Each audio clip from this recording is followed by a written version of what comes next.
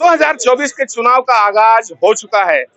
तो जहां सारी राजनीतिक पार्टियां अपने कार्यकर्ताओं और वोटरों को साथ देने का प्रयास में जुट गई हैं, तो ऐसे में हमारे साथ हैं लालजी वर्मा, जो समाजवादी पार्टी के अकबरपुर लोकसभा क्षेत्र अम्बेडकर नगर के यहाँ ये संभावित प्रत्याशी हैं। हम उन्हीं से चर्चा करें। सर, 2024 महाकुंभ का आगाज हो चुका है, क्या हाल रहेगा? 2024 में उत्तर प्रदेश से भारतीय जनता पार्टी को सभी सीटों पर हराने का काम समाजवादी पार्टी और उसका गठबंधन करेगा।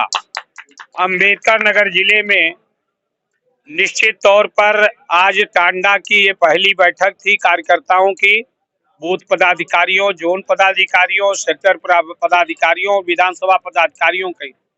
और इस बैठक में जो उत्साह है उससे पूरा विश्वास हमें हो चला है कि अकेले टांडा विधानसभा क्षेत्र से भारतीय जनता पार्टी को कम से कम 1 लाख वोटों से हराने का काम किया जाएगा। अगर एक तरफ देखा जाए तो शासन है, सत्ता है, सरकार है, किस तरीके से लोहा लिया जाएगा, किस तरीके से जीत सुनिश्चित कराई जाएगी? हमारे कार्यकर्ता, समाजवादी पार्टी के कार्यकर्ता पूरे प्रदेश में और हमेशा समाजवादी पार्टी ने आंदोलन किया है और समाजवादी पार्टी के कार्यकर्ता हमेशा बड़ी बड़ी चुनौतियों का मुकाबला करने में सक्षम रहे हैं। हमें पूरा विश्वास है कि इस जिले में नफरत के जो भारतीय जनता पार्टी प्रयास कर रही है नफरत फैलाने का, उसका मुंहतोड़ जवाब देते हुए समाजवादी पार्टी को भारी बहुमत से जिताने का काम किया जाए। अंबेडकर नगर की 5 विधानसभा अगर देखा जाए तो समाजवादी के हाथ में है, लेकिन जिस तरीके की गणित खेली जा रही है इस समय केंद्र सरकार की, चुनावी मुद्दे लेकर के वो मैदान में आएंगे, तो उस पे कैसे आप लड़ाई लड़ेंगे, कैसे जीतेंगे? अंबेडकर नगर की जनता भाईचारे में विश्वास करती है।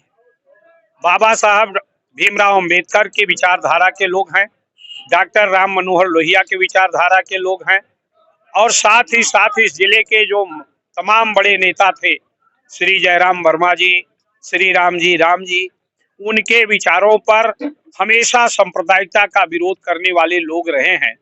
और हमेशा अंबेडकर नगर ने इस बात को साबित करने का काम किया है कि यहाँ नफरत नहीं, भाईचारा का जीत हुई है।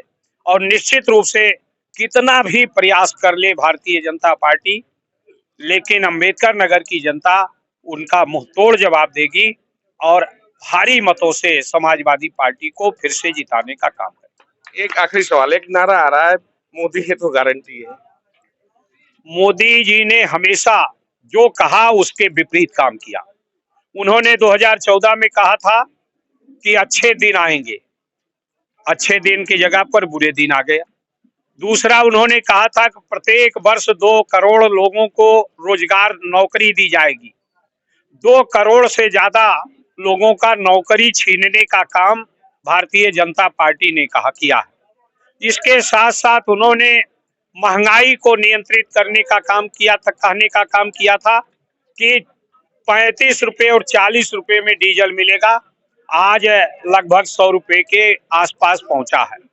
इसी तरह से काला धन को लाने की बात किया था कि विदेशी बैंकों से काला धन ले आया जाएगा।